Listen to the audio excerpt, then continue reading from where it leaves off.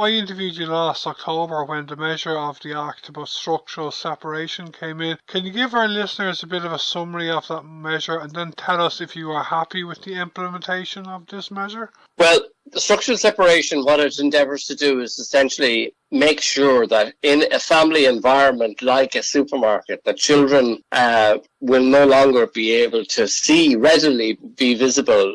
Alcohol products and alcohol promotion will not be readily available to children.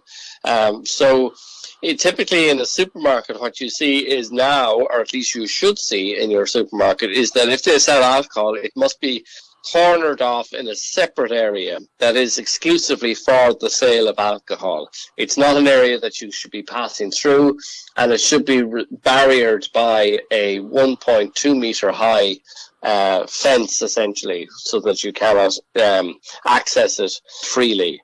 The second aspect of that is that within convenience stores, that if you want to go beyond a 3 metre square area of display for alcohol, that alcohol must be contained behind a closed door with opaque glass in relation to the visibility of the product.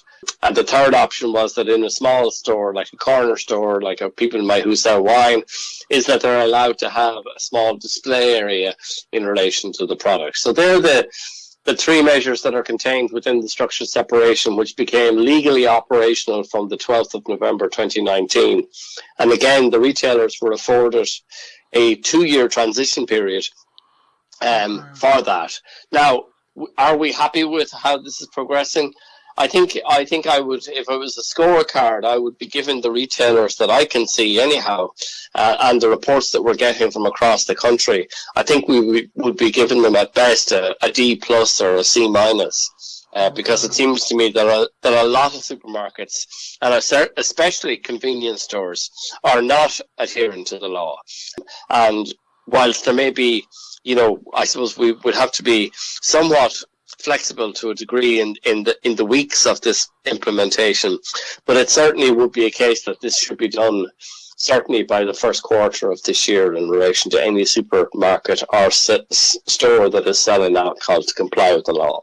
So you're saying they have 2 years from last November to actually implement it? So No. They had 2 years since November 2018. Okay. That's why it became operational in November 2020.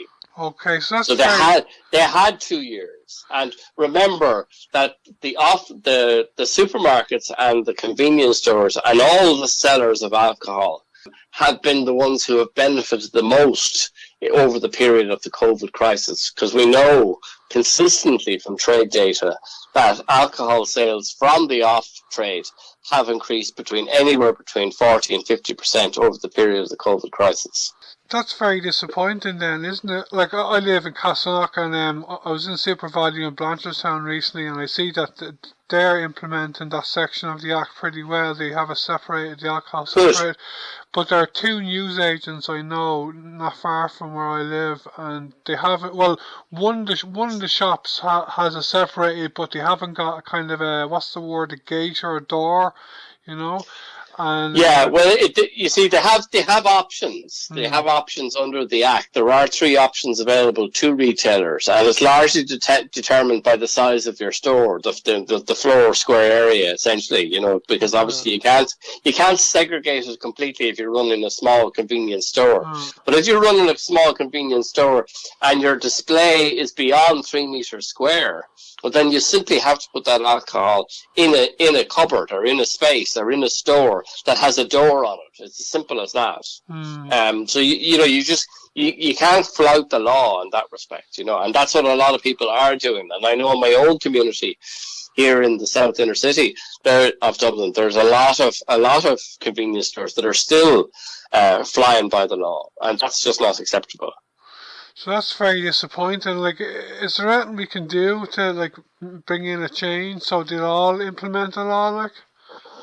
Well, you see, the authorized officers in relation to the enforcement of the law are the environmental health officers, who are, they're authorized under the Act to implement this. And remember, it's a fixed fine, so I mean, a retailer can be fined up to €5,000, and if they don't pay that fine, they can find themselves in prison for 6 months. So it's not an insignificant fine and prosecution. But essentially, the environmental health officers, regrettably, a lot of those have been drawn away from that and seconded into doing contact tracing in relation to COVID. So I suspect, I don't know for certain, and it may not be said publicly, but I know for a fact that a third of the environmental health officers have been taken away and into contact tracing around COVID. So obviously they are diminished, their resources and their numbers are diminished. So therefore, it's probably something along that lines that has led them to not being too stringent in relation to the application of the law.